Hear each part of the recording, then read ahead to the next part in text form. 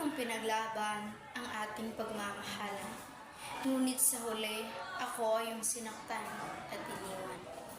Ang tulang ito ay pinamagatan kong katanungan. Hay mahal, mahal? Teka.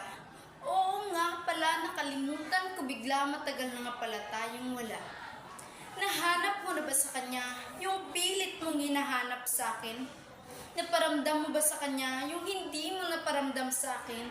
Nabigay niya ba sa'yo lahat ng gusto mo? Mas maganda na ba yung takbo ng relasyon ninyo ngayon kaysa sa atin noon? Napunan ba niya ngayon yung sinasabi mong pagkukulang ko noon? Masaya na ba kayo ngayon? Mga katanungan na hindi ko maiwasan. Mga katanungan na nais ko iyong masagutan sapagkat hanggang ngayon ay hindi ko pa rin makakalimutan ang sakit ng